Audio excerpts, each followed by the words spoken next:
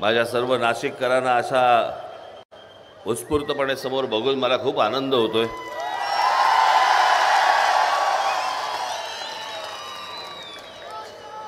हे तुमचं प्रेम, तुमचा विश्वास कायम माझ्या मागे असू द्याव्यात, एवढी फक्त आपल्याला मी इच्छा व्यक्त करतो।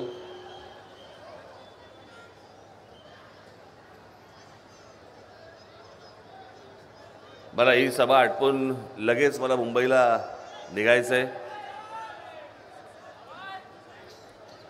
मुंबईत देखील माझ्या काही अजून बैठका बाकी आहेत। हे जोपर्यंत परवा दिवशी 5 वाजेपर्यंत प्रचार थांबत नाही तोपर्यंत हे काहीच थांबत नाही।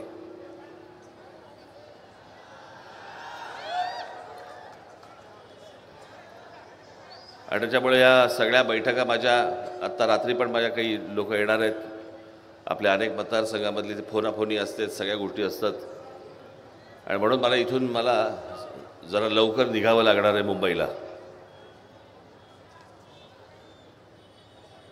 मी आत्ता आलोय, हा खरा सर सगळा औद्योगिक भाग।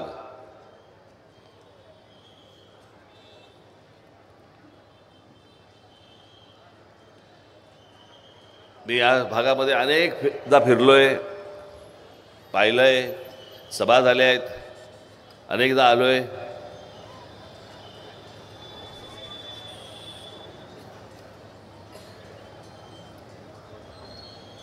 इथे कशा प्रकारचे उद्योग आले पाहिजेत, काय प्रकारचे उद्योग आले पाहिजेत। मगाशी माझी आधीची सभा झाली, मी त्याच्यामध्ये मी सांगितलं की इथे आनंद महिंद्रा म्हणजे महिंद्रा अँड महिंद्रा हे स्कॉर्पिओचा उद्योग इथे आणणार होते आणि महाराष्ट्र सरकारकडनं त्यांना काही त्या प्रकारची चांगली वागणूक मिळालेली नाही। म्हणजे महिंद्राचा इथे कारखाना होता, पण जो दुसरा त्यांचं एक्सपान्शन जे होतं, जे इथे होणार होतं, त्याच्यासाठी इतक्या अडचणी त्यांच्यासमोर आल्या की एके दिवशी माझ्या कानावरती बातमी आली की आनंद महिंद्रा, माझे मित्र आहेत ते चांगले, आणि माझ्या कानावरती बातमी आली की ते तामिळनाडूला चाललेत। हा सगळे कारखाना घेऊन अख्खा तामिळनाडू चाललेत। प्रचंड मोठी हजारो कोटीची इन्व्हेस्टमेंट तामिळनाडूला होती, जी महाराष्ट्रात होणार होती, जी नाशिकमध्ये होणार होती। मी आनंद महिंद्राला फोन लावला, म्हटलं मी ऐकतोय ते खरं आहे का? ते बोले हो म्हणे, मी कंटाळलो म्हणे, यांच्या त्या सरकारी सगळ्या कागदपत्रांच्या ह्याच्यातच मी कंटाळलो। खरं तर मी इतका मोठा उद्योग या माझ्या महाराष्ट्रामध्ये मी वाढलो, महाराष्ट्रात हे सगळं महिंद्रा अँड महिंद्रा सगळ्या गोष्टी सुरू केल्या आम्ही, आणि त्याच महाराष्ट्रामध्ये मला अडचणी येत आहेत। मी त्यांना म्हटलं मी तुम्हाला भेटतो। मग मी आनंद महिंद्राला भेटलो, त्यांच्याकडनं सगळ्या गोष्टी समजून घेतल्या। त्यावेळेला युतीचं सरकार होतं। मी आनंद महिंद्राला घेऊन माननीय बाळासाहेबांच्याकडे गेलो। बाळासाहेबांनी सांगितलं, म्हटलं असं असं, म्हटलं ह्यांच्या अडचणी आहेत, म्हटलं असं असं त्रास होतोय।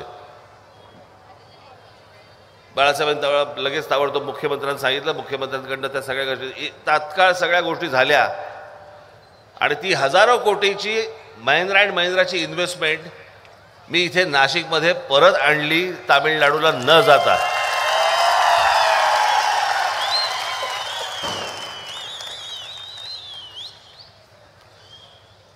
मी काय नाशिकचा नागरिक होतो का? मी नाशिकमध्ये राहत होतो का?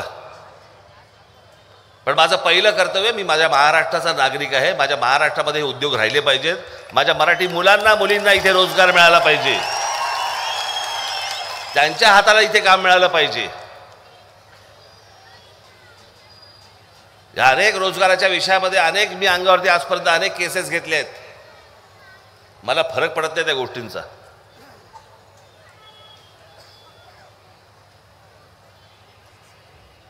अनेक उद्योगधंदे मी याच्या पुढेही महाराष्ट्रामध्ये आणीन।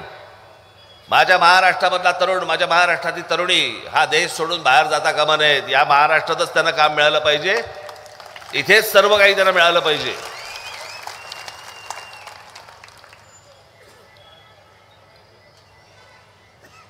पण आपल्याकडे हा विचार होत नाही। आमच्याकडे तालुक्याचे पुढारी होतात। एक तालुक्याचा पुढारी आपण बघितला असेल, त्याला का महाराष्ट्राचा नेता म्हणतात मला अजूनही कळलं नाही. खरं ते तालुक्याचेच पुढारी, त्यांचं नाव शरद पवार.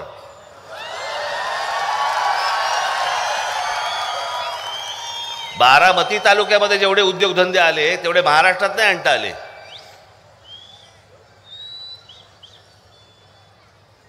एकदा काहीतरी बारामती तालुक्यामध्ये MIDC जाऊन बघा, मग तुम्हाला कळेल मी काय म्हणतोय ते.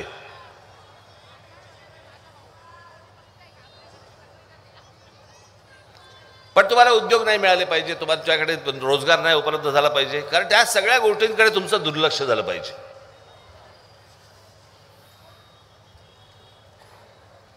आज महाराष्ट्रामध्ये आरक्षणाचा विषय तापतोय नाही, तापवला जातोय.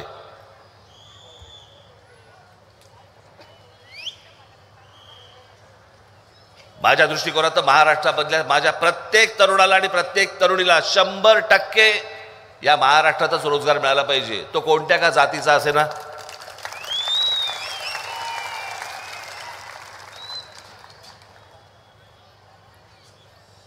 आणि जे सहज शक्य आहे.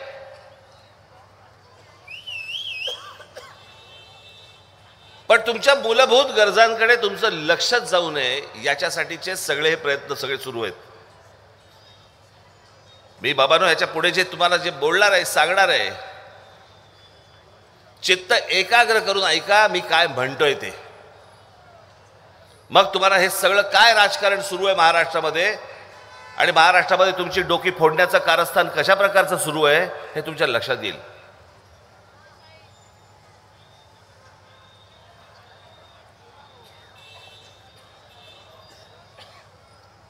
अनेक वर्षापासून आपल्या देशामध्ये काय, महाराष्ट्रामध्ये काय, प्रत्येकाला आपली जात प्रिय असते. प्रत्येकाला वाटतं माझी जात चांगली आहे, माझं जातीवरती माझं प्रेम आहे, काही हरकत नाही, काही हरकत नाही. पण 1999 साली राष्ट्रवादी काँग्रेस पार्टीचा जन्म झाला आणि या महाराष्ट्रामध्ये जिथे आपापल्या जातीवरती प्रेम करणारी माणसं होती ती दुसऱ्या जातीचा द्वेष करायला सुरुवात झाली. ते राजकारणच तशा प्रकारचं केलं गेलं. मग पहिल्यांदा मराठा आणि ब्राह्मण वाद सुरू केला आणि आता मराठा आणि OBC वाद सुरू केला. फोडा एकमेकांची डोकी फोडा. पण ज्या तुमच्या गरजा आहेत, मूलभूत प्रश्न आहेत, त्याच्याकडे तुमचं लक्ष जाता कामा नये. तुम्हाला काय हवंय? रोजगार, लक्ष जाता कामा नये त्याच्याकडे, डोकी फोडा एकमेकांची. तुम्हाला काय हवंय? शिक्षण, लक्ष जाता कामा नये त्याच्याकडे, डोकी फोडा एकमेकांची. आणि अत्यंत पद्धतशीरपणे गेल्या अनेक 25-30 वर्षामध्ये पद्धतशीरपणे आपापल्यामध्ये महाराष्ट्रामध्ये यांनी फूट पाडण्याचा प्रयत्न केला. सुरुवात कुठून केली? सुरुवात केली आमच्या महापुरुषांपासून. छत्रपती शिवाजी महाराज मराठ्यांचे, आमचे डॉक्टर बाबासाहेब आंबेडकर दलितांचे, आमचे ज्योतिराव फुले आमचे माळ्यांचे, लोकमान्य बाळ गंगाधर टिळक आमचे ब्राह्मणांचे.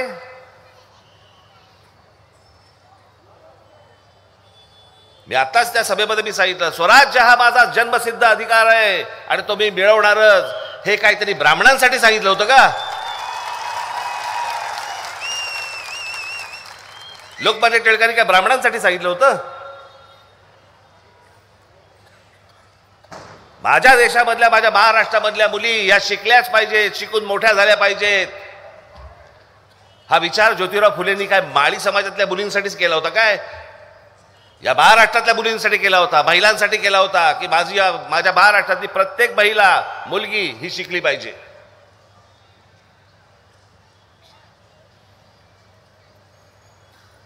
अठरा पगड जातींना एकत्र घेऊन स्वराज्याची स्थापना करणारे आमचे शिवछत्रपती, ते औरंगजेबाशी काय मराठ्यांच्यासाठी भांडण होते का?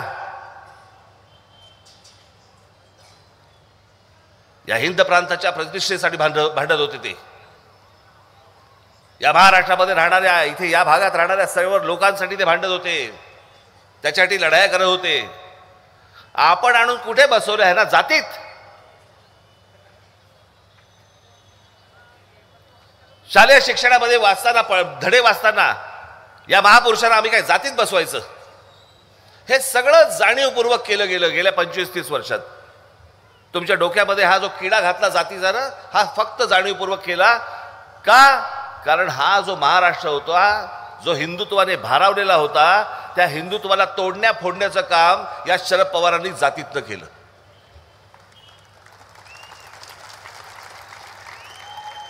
मी आत्ता तिथे माझ्या अगोदरच्या सभेमध्ये पण एक उदाहरण दिलं. मी आत्ता तुम्हाला पण तेच उदाहरण देतोय, मुद्दामून सांगतोय, परत परत सांगतोय. टेलिव्हिजनवरच्या जे कोणी सभा बघत असतील त्यांनी परत परत ऐकावं आणि एकदा अंतर्मुख होऊन या गोष्टींचा विचार केला पाहिजे. आपण कुठपर्यंत महाराष्ट्र आणलाय.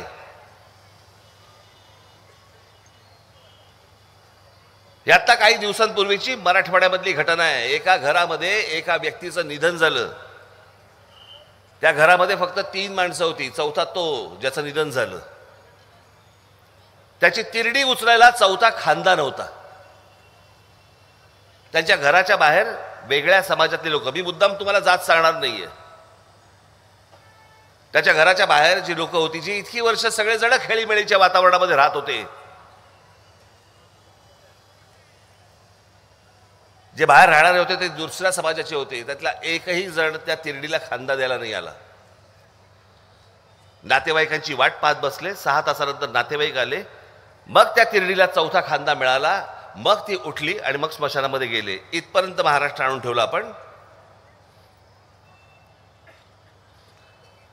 एकमेकांबरोबर हसत खेळत सगळ्या प्रकारचे सगळे डबे खाणारे सगळे मित्र आता एकमेकांना जातीतनं बघायला लागले. अहो, त्या दिवशी ते एक क्लिप आली, लहान लहान मुली बोलल्या, लहान लहान मुली, की आम्ही सगळे एकत्र खेळायचो, पण आता हे सगळं झाल्यामुळे, मराठवाड्यातल्या खास करून हे सगळं झाल्यामुळे आता त्या आमच्याशी बोलत नाही, तर मग आम्ही पण त्यांच्याबरोबर खेळत नाही. लहान मुलं, इथपर्यंत जात आणली आपण. कशासाठी यांचे फोटो लावायचे आणि पुतळे बांधायचे आणि त्यांना हार घालायचे? कशासाठी? काय नाटक करतो आपण सगळेजण?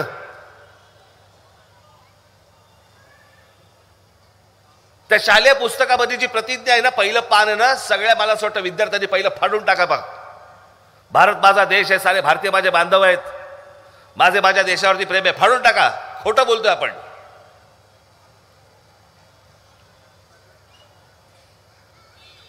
कोणती जात घेऊन बसलो आपण, जी जात तुम्हाला जगू देत नाही?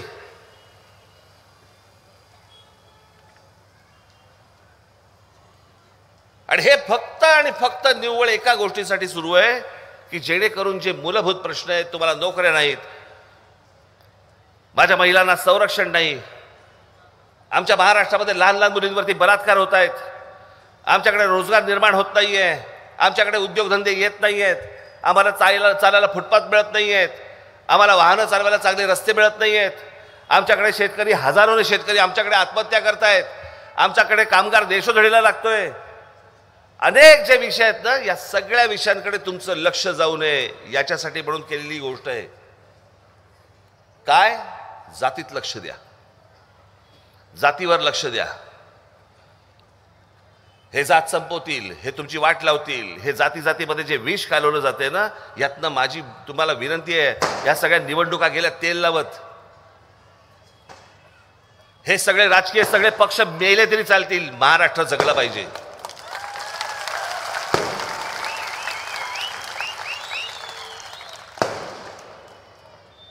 ती काळाची गरज आहे. माझी पोलिसांना विनंती, आपण ह्या कोणाचे जर समजा राजकीय उद्योग चालत असतील तर त्यांच्या कानाखाली एक फटाका काढा. आणि आपल्याकडनं होत नसेल तर आम्ही तयारच आहोत. पोलिसांना सांगतोय मी, आता आपल्याला ही गोष्ट करा तात्काळ.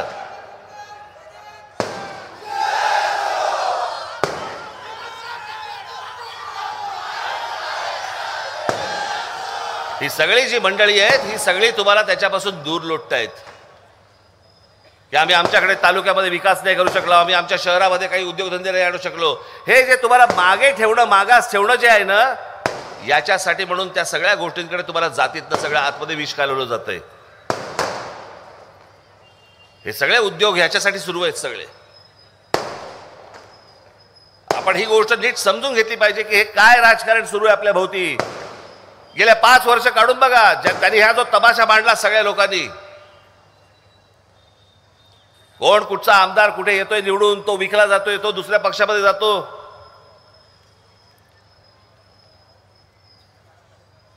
युती म्हणून काही लोक मतदान करतात, आघाडी म्हणून लोक काही मतदान करतात. निकाल लागल्यावरती युतीतला एक पक्ष उठतो आणि ज्यांच्याबरोबर हयात गेली विरोधामध्ये त्यांच्याबरोबर जाऊन बसतो. का? मुख्यमंत्री पदाची माळ माझ्या गळ्यात घाला म्हणून. तुमच्या मताचा अपमान नाही का? तुम्ही मतदान युतीला केलं, तुम्ही मतदान आघाडीला केलं, पण तुमचं मतदान करून झालं की त्याच्यानंतर हे ह्यांची नाटकं करायला जे मोकळे होतात, याचं कारण, याचं एकमेव कारण म्हणजे तुम्हाला गृहीत धरलेलं असतं. तुम्ही कोण आहात? मतदार. काय करणार आहात? मतदानाच्या दिवशी जिवंत राहा, मतदान करा, बोट दाबा त्याच्या निशाणीवरती, बाहेर पडल्यावर मेलात तरी चालेल. ही यांची प्रवृत्ती, ही यांची वृत्ती. तुमच्यात काही नाही आहे ना देणं घेणं. आज हजारोनी इथे आमच्या शेतकरी आत्महत्या करतायत. आम्ही फक्त वर्तमानपत्रामध्ये वाचायचं, आज या तालुक्यामध्ये या गावामध्ये आज एका शेतकऱ्याने आत्महत्या केली, बस संपलं, आम्ही पुढे जातो. हे शेतकरी का आत्महत्या करतायत त्याच्यावरती आम्ही कधी सरकारला जाब विचारत नाही, कधी आम्ही आमदाराला विचारत नाही. अहो, आमच्या विधिमंडळामध्ये या शेतकरी आत्महत्येवरती चर्चा होत नाही की ह्याच्यावरती काय इलाज काढला पाहिजे, काय केलं पाहिजे, आम्ही काय करणार ह्याच्यावरचा इलाज. आम्ही शेतकऱ्यांना सांगणार आम्ही तुमची कर्जमुक्त करतो. अहो, कर्जमुक्त कराल, पण तो जो आत्महत्या करतोय ते थांबेल कसं? कोणी याच्यावरती उत्तरं काढत नाही. काल महाराष्ट्र नवनिर्माण सेनेचा जाहीरनामा आलाय, जरूर वाचा, डिजिटलवरती आहे, सगळीकडे आत्ता बाहेर आलेला आहे, जरूर वाचा. हा या देशामधला पहिला जाहीरनामा आहे की ज्याच्यामध्ये महाराष्ट्रामधले प्रश्न आणि ते प्रश्न कसे सोडवायची त्याची उत्तरं हे एका जाहीरनाम्यात दिलेली आहेत.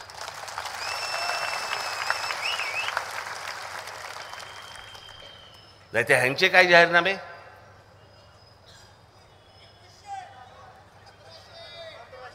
महिलांना आज पैसे द्यायचे, लाडकी बहीण नावाखाली पैसे द्यायचे, मला काही हरकत नाहीये, महिलांना मिळत असतील आनंद आहे. पण महिलांना एक गोष्ट लक्षात घ्या की एका बाजूला तुम्हाला हे पैसे दिले जात आहेत, दुसऱ्या बाजूला महागाई वाढवली जाते. तुम्हाला 1200 रुपये दिले जात आहेत, तुम्हाला 1200 रुपये दिले जात आहेत आणि हळूच तुमच्या पदरातनं 5000 रुपये काढले जात आहेत. ही गोष्ट नीट तुम्ही समजून घ्या, काय हे चातुर्य आहे ते. हे अशाच प्रकारचं याचं कारण आपण राजकारणाकडे, या निवडणुकांकडे गांभीर्याने पाहत नाही, आपण हसण्यावारी देतो. मी अनेकदा सतत जे सांगत आलो ना की सकाळी तुमच्याकडे येणारं पाणी, त्या पाण्याची पट्टी हे राजकारणी ठरवतात. तुमच्याकडे सकाळचं येणारं दूध, त्या दुधाचा भाव हे राजकारणी ठरवतात. तुमच्याकडचे येणारी वीज, या विजेचा भाव हे राजकारणी ठरवतात. सकाळी उठल्यापासून रात्री झोपेपर्यंत तुमचं आयुष्य हे सगळं राजकारणाशी गुंतलेलं आहे, ज्याला तुम्ही हसण्यावारी देता. कोणतरी येतात, भाषणं करतात, काहीतरी हुल्लडबाजीची भाषणं होतात, आम्ही हसतो करतो, आम्ही निघून जातो. पण या सगळ्या प्रकरणामध्ये कधीतरी एकदा विचार करा की याच्यामध्ये तुमची प्रत्येकाची 5-5 वर्ष निघून जात आहेत. 5-5 वर्ष. माझा जन्मावरती माझा विश्वास नाही आहे, तो हा जन्म, आणि या जन्मामधली तुमची 5-5 वर्ष जर जाणार असतील या लोकांच्या खाली, तुमच्या पुढच्या येणाऱ्या पिढ्या ह्या लोकांच्या पायाशी टाकायच्यात तुम्हाला. यांचं सगळं बरं चाललंय. मी जे महाराष्ट्राचं स्वप्न बघतोय, माझ्या महाराष्ट्रामधल्या तरुणांबद्दल, तरुणींबद्दल, शेतकऱ्यांबद्दल, कामगारांबद्दल, माझ्या महिलांबद्दल, येणाऱ्या सगळ्या कच्च्या बंजांबद्दल मी जे स्वप्न बघतोय ते माझ्या गळ्यामध्ये मुख्यमंत्री पदाची माळ घालण्यासाठी नव्हे. मला खुर्चीचा सोच नाहीये.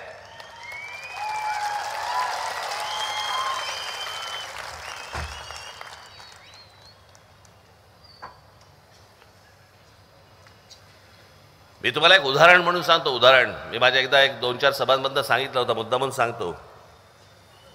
मी त्यावेळेला साधारणपणे असेल एक 6 वर्षाचा वगैरे असेल मी. आणि मातोश्रीवरनं मला बाळासाहेब मला घेऊन निघाले. आमचं शिवसेनेचं ऑफिस एका बिल्डिंगमध्ये होतं, एका ब्ल्यू पल नावाच्या बिल्डिंगमध्ये. एवढी एक रूम होती, एक रूम शिवसेनेचं कार्यालय. आणि बाळासाहेब निघाले होते. आम्हाला कळलं बाहेर आल्यावरती आमचे जे वाहन चालक होते माने म्हणून, ते आले नाही होते. मग काय करायचं, मग टॅक्सी मागवली. मी गोष्ट बोलतोय तुम्हाला 73-74 सालची गोष्ट बोलतोय, 74 असेल. आमचे वाहन चालक आले नव्हते. मग टॅक्सी मागवली, टॅक्सी आली. इतक्यात त्यावेळेचे जे महापौर होते शिवसेनेचे सुधीरभाऊ जोशी, ते आले. महापौराची, त्यावेळेला मुंबईच्या महापौराची एक लांब लचक इम्पाला नावाची गाडी होती, अमेरिकन गाडी होती, लांब लचक, लाल दिवा, मोठीच्या मोठी गाडी. ती लागली समोर मातोश्रीच्या. सुधीरभाऊ उतरले, म्हणाले बाळासाहेब जरा माझं जरा 2 मिनिटं जरा बोलायचं होतं. म्हणून बाळासाहेब ते दोघेजण आतमध्ये गेले. थोड्या बाहेर आले. सुधीरभाऊनी विचारलं कुठे चाललायत का? ते बोलले हो, अरे कार्यालयात चाललो आपल्या पक्षाच्या. मग चला ना म्हणा, मी सोडतो ना तुम्हाला. ते बोलले नाही, ते त्या दिव्याच्या गाड्यांमध्ये तुम्हीच बसा, मला नाही काय त्याचं जोस. मी 6 वर्षाचा आहे. टॅक्सीत बसलो, इथे बाळासाहेब बसलेत, मध्ये मी बसलो, बाजूला अजून एक जण कोठे होते ते बसले, पुढे एक जण बसला. आमची टॅक्सी निघाली. बांद्र्याच्या ब्रिजवरनं आमची टॅक्सी निघाली. ब्रिजवरती आल्यावरती मी एकदाच मागे वळून पाहिलं. त्या टॅक्सीच्या मागून एक लाल दिवा येत होता. तो जो लाल दिवा ज्या माणसाकडे होता, जो ज्या गाडीत बसला होता, तो लाल दिवा ज्याच्यामुळे होता ना, तो माझ्या बाजूला बसला होता.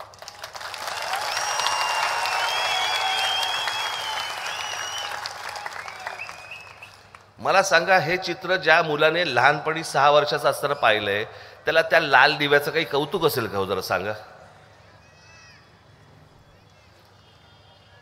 माझे सगळे सहकारी उद्या तुमच्यातले असतील, अनेक जण असतील. तुम्ही उद्या त्या खुर्चीवरती बसलं पाहिजे, तुम्ही मंत्री झाला पाहिजे, तुम्ही महाराष्ट्र हातामध्ये घेतला पाहिजे आणि माझं स्वप्न पूर्ण केलं पाहिजे.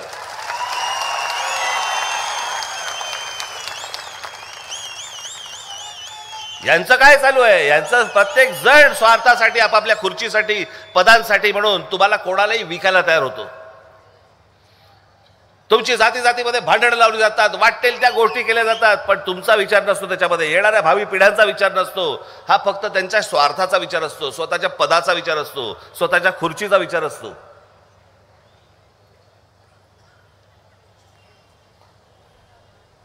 आज आमचे दिनकर अण्णा पाटील कुठे गेले?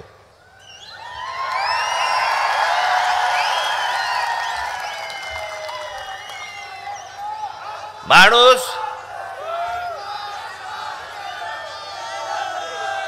ही आमची दुधारी तलवार आहे.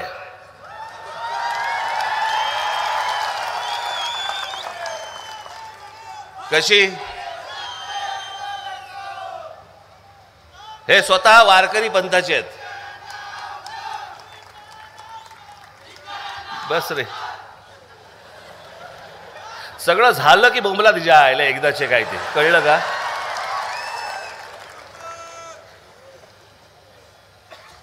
स्वतः हे वारकरी पंथाचे आहेत, पण जर कोणी आला तर वार काढायलाही मागे पुढे पाहत नाही हा माणूस.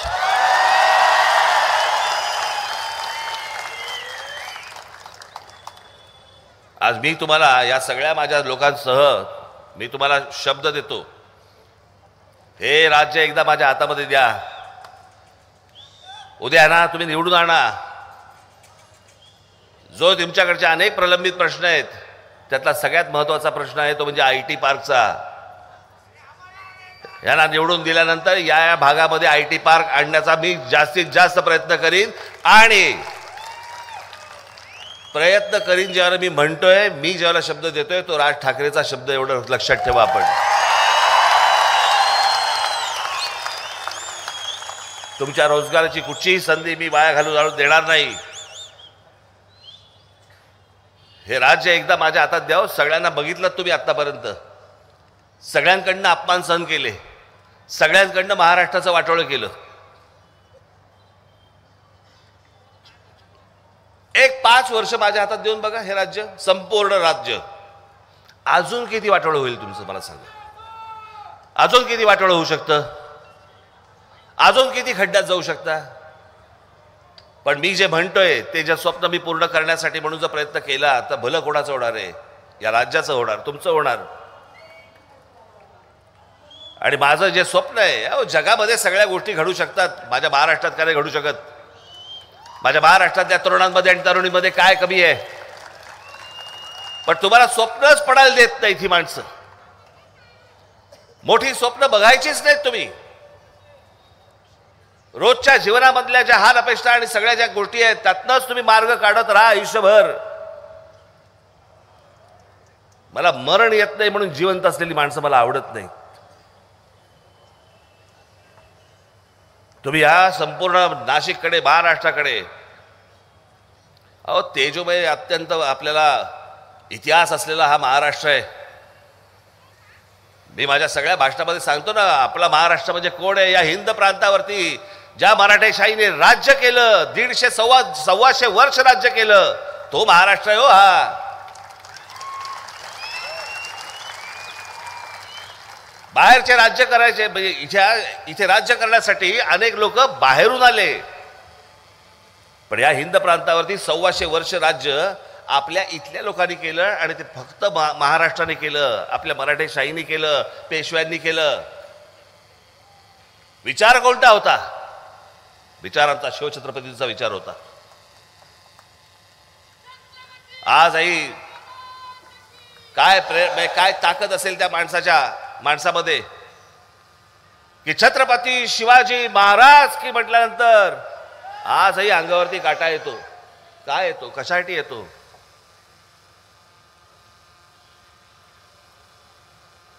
मी बघाशी म्हटल्याप्रमाणे हे छत्रपती शिवाजी महाराज, आमचे डॉक्टर बाबासाहेब आंबेडकर, ज्योतिराव फुले, स्वातंत्र्यवीर सावरकर, लोकमान्य टिळक, अनेक लोक, असे अनेक माणसांचे फोटो इथे लावता येतील. अहो हे महाराष्ट्राचं वैभव आहे. दुसऱ्या कुठच्या राज्याकडे लावता येतील का फोटो? असे आहेत का कुठच्या राज्यांकडे अशी माणसं? तरी ते महाराष्ट्राचं हरवलेलं जे गतवैभव आहे ना, ते मला महाराष्ट्राला प्राप्त करून द्यायचंय. याच्यासाठी मला तुमची साथ हवी आहे. आज नुसते फक्त दिनकर अण्णांचा विषय नाही आहे. माझी महाराष्ट्राला हाक आहे.